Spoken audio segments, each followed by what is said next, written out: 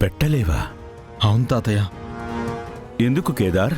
నా కుటుంబం వల్లనే నాకు ప్రాణాపాయం ఉందని నేను సంతకం పెట్టి నేను నా వాళ్ళని అవమానించలేను తాతయ్య. వీళ్ళ ప్రేమ కోసం నేను ఇన్ని రోజుల నుంచి ప్రయత్నిస్తున్నాను తాతయ్య. నేనిప్పుడు సైన్ చేస్తే నాకు వీళ్ల మీద నమ్మకం లేనట్టే. నమ్మకం లేని చోట ప్రేమ ఎలా ఉంటుంది?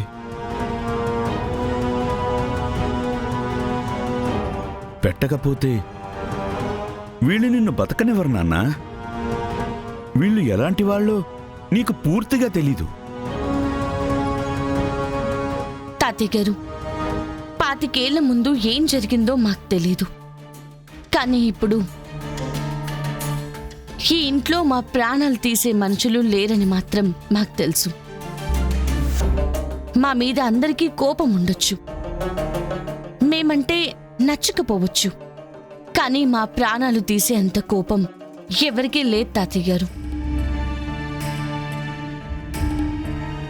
వీళ్ళు అవునన్నా కాదన్నా ఇదే నా కుటుంబం తాతయ్య.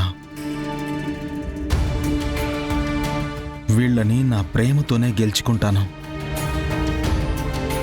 ఇలా భయంతోనో డాక్యుమెంట్స్తోనో కాదు. ఇన్ని నెలల నుంచి అదే ఇంట్లో ఉంటున్నాము. ఏదైనా జరిగే పనైతే ఈ పాటికే జరిగేది కదా తాతయ్య గారు. అనాథగా ఎక్కడ పెరుగుంటావో, ఎలా పెరుగుంటావో, ఎలాంటి వాళ్లతో స్నేహం చేసుంటావో, ఎలాంటి మనిషిగా ఎదుగుతావో అని భయపడ్డాను కేదార్. చెడు స్నేహానికి అలవాటు పడి తప్పుడు మార్గంలో నడుస్తుంటావేమోనని భయపడని రోజు లేదు. కాని నువ్వు నా కూతురు రక్తం పంచుకుని పుట్టినవాడివి. కష్టానికి లొంగిపోవని తెలుసుకోలేకపోయాను నాన్న. మీ ఇద్దరిని చూస్తుంటే నాకు చాలా గర్వంగా ఉందిరా.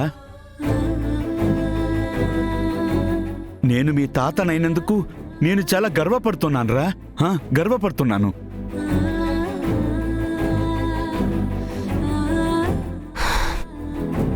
మీ ఫీలింగ్స్ ఏమైనా ఉంటే బయటికి వెళ్ళి చెప్పుకోండి. మావయ్య రెస్ట్ తీసుకోవాలి. యో అబ్బే, మీ తాత వచ్చిన పని అయిపోయి ఉండదు కదా, ఇక పొమ్మని చెప్పు. తాతయ్య పదండి తాతయ్య. సుధాకర్, త్వరగా కోలుకో. నా మనవడి నిజం అందరికీ చెప్పాలి కదా.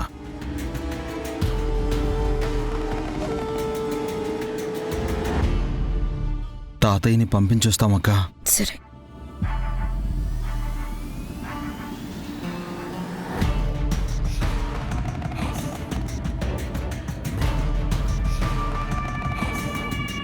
చూసారా వదినా, ఆ వీరశంకర్ ఎంత పొగరుగా మాట్లాడుతున్నాడో, మనల్ని ఎంత అవమానిస్తున్నాడో.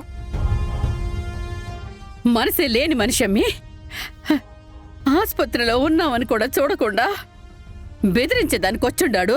బెదిరించడానికి వచ్చుంటే వెంట మీడియాని తీసుకొచ్చేవారు పిన్ని. భయంతో వచ్చారు కాబట్టే డాక్యుమెంట్స్ తీసుకొచ్చారు.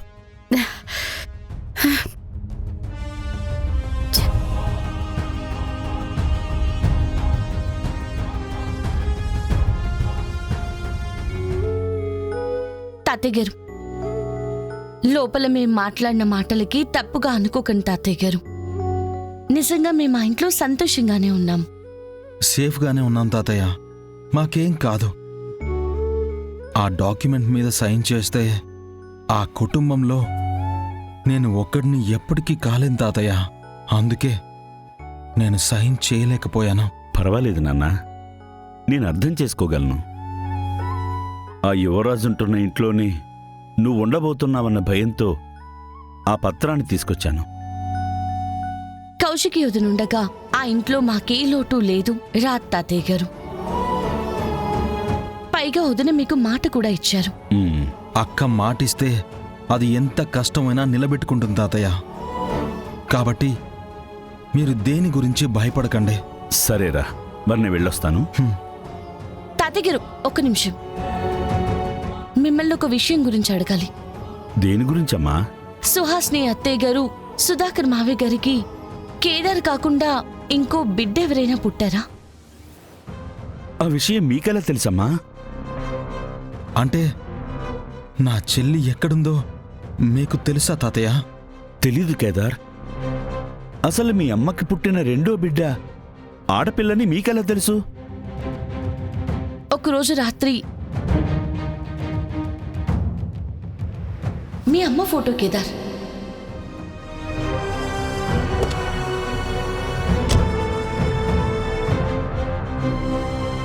మళ్ళీ తిరిగొచ్చి చూసేసరికి ఆ ఫోటో బ్యాగ్ ఏవి లేవు తాతయ్య గారు. ఆ రోజు కేదార్కి చెల్లుందేమో అన్న అనుమానం మొదలైంది. మీరు చెప్తుంది నిజమా? నా మనవరాలు కూడా ఇదే ఊర్లో ఉందా? అవును తాతయ్య. కానీ అమ్మకి రెండో బిడ్డ పుట్టిందని తెలిసిన మీకు అది ఆడబిడ్డ అని తెలియకపోవడం ఏంటి? నేను మీ అమ్మా నాన్నల పెళ్లిని ఒప్పుకోలేదని మీ అమ్మ హైదరాబాద్లోనే ఉండేది. నువ్వు పుట్టాక నాకు మీ అమ్మ మీదున్న కోపం కొంచెం తగ్గింది. కానీ మీ అమ్మ చేసిన తప్పుని క్షమించేంత పెద్ద మనస్సు నాకప్పుడు లేకపోయింది నాన్న. అందుకే మీ అమ్మతో మాట్లాడకుండా పంతం పట్టుకుని ఉన్నాను. మీ అమ్మ మీ నాన్నతో గొడవపడి ఎక్కడికి వెళ్లాలో తెలియక నిండు గర్భిణిగా ఆదిత్యపురం సంస్థానానికి వచ్చింది. నేను కోర్టు పని మీద వేరే ఊరికి వెళ్లాల్సొచ్చింది. అందుకే మీ అమ్మ వచ్చిన విషయం కూడా నాకు తెలియలేదు నాన్న. నేను తిరిగి వచ్చేసరికి సంస్థానంలో మీ అమ్మ మీద హత్యా ప్రయత్నం జరిగిందని, రౌడీల దగ్గర నుంచి మీ అమ్మ తప్పించుకుని పారిపోయిందని తెలిసింది. ఆ తర్వాత అత్తయ్య గారి కోసం మీరెంత వెతికినా అత్తయ్య గారి గురించి ఏ ఇన్ఫర్మేషన్ దొరకలేదు. అంతే కదా తాతయ్య గారు? అవునమ్మా. సుహాసినికి రెండో బిడ్డ పుట్టిందని తెలుసు, కానీ అది ఆడపిల్లని, ఆ బిడ్డ కూడా ఇదే ఊర్లో ఉంటుందని మీరు చెప్తే కానీ నాకు తెలియలేదమ్మా. తన కోసం చాలా వెతుకుతున్నాను తాతయ్య. ఎక్కడుందో తెలియడం లేదు. ఏదైనా చిన్న క్లూ దొరికినా సిటీ అంతా అంగుళం అంగుళం వెతికైనా నా చెల్లి గురించి తెలుసుకుంటాను. ఎవరు తోడు లేకుండా మగ పిల్లవాడు కేదారే ఎన్నో కష్టాలు పడ్డాడు. దాన్ని నేను చూశాను తాతగారు. ఆడపిల్ల, అందులోనూ అడిగే మనిషి కూడా లేకుండా ఎన్ని ఇబ్బందులు పడుతుందో అన్న ఆలోచనే మాకు చాలా భయంగా ఉంది. మీరేం బాధపడకండమ్మా. ఇన్ని రోజుల తర్వాత దేవుడు ఒక్కొక్కరిని కలుపుతున్నాడు అంటే మనకి మంచి రోజులు వచ్చాయని అర్థమవుతుంది. నాకెందుకో కేదార్ చెల్లెలు మన చుట్టుపక్కలే ఉంది. ఏదో ఒకరోజు మన కళ్ళ ముందు వచ్చి నిలబడుతుందని నాకు నమ్మకం ఉందమ్మా. నా చెల్లెల్ని కలుసుకుంటే చాలు తాతయ్య. నాకింకేం వద్దు. రాణిలా చూసుకుంటాను, రాణిలా చూసుకుంటాను, రాణిలా చూసుకుంటాను, రాణిలా చూసుకుంటాను.